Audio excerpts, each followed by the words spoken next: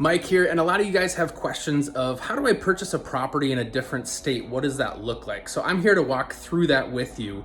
So the way that it works is typically I identify properties that I think are potential fits for people. I kind of run some brief numbers. Obviously you have to go do your own due diligence of the numbers that you think you could get for projected rents, what the expenses are. You're going to make your own decision. I'm just going to help you by kind of highlighting, lifting up properties that I think could be a good fit. So then typically what happens is I like to go to the building myself, be able to look at it. I say there's a few things that you can't tell from pictures. Number one is heights. So in this case, ceiling height is fine. They've got the drop ceiling. There's plenty of room above that. But sometimes in some of these attic buildings, some of these walls that are at angles, you can't always tell how short they are. And I'm 6'1", and so I can usually be a good guide of whether the walls make sense. And same thing in a basement. You might see a basement that could be finished off, but you don't really know what the actual ceiling height is. So I get to go there, check out that. The other thing that you can't tell from pictures is smells. So that's really important to potential renters in the future. So I go through, I check through all those things. At that point, then we typically put in an offer. Accepted based on an inspection. So I don't advise anybody to waive an inspection. We want to have an inspector come in here, take a look at the property. So we've got some great property inspectors that we recommend. The inspector goes through that. If there are items that come up, we negotiate that. We'll have a conversation with the seller, with the listing agent, and talk about what we want to do for repairs. Sometimes I also have a property manager take a look at it just to confirm, hey, the repairs that we can make sense. Here's what the potential costs might be. And then also just verifying the rents.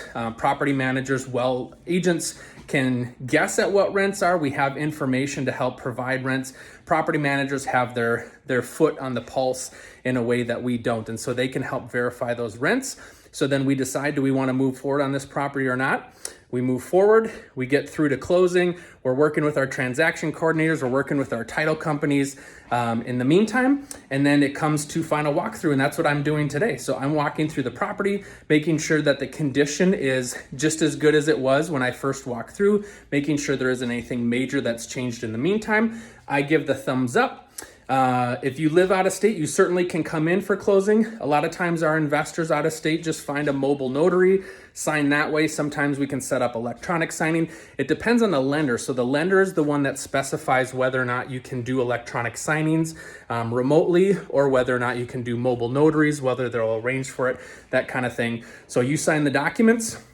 You do that the day before closing, then you overnight the documents to our closer here in Minnesota, and then they finalize everything out on closing day. Everything closes, everything gets funded, and then I work with the future property manager, making sure that they get keys, making sure they get the new leases, the deposits are transferred, and then you move forward with your next property. So most of our investors don't actually set foot in the property, don't set foot in the state to close on the property when they're purchasing out of state. Some like to fly in for inspections, fly in for, or drive in for closings, whatever that looks like, but we can do it totally remotely through the power of great relationships with people that we know, like, and trust, and we work with and help us get to the closing table. So that's how we work with out-of-state investors, doing the whole process remotely. If you have any questions, feel free to reach out to us and we can help answer any questions that you have and help you get started on your investing journey in Minnesota. Thanks so much. Have a great day.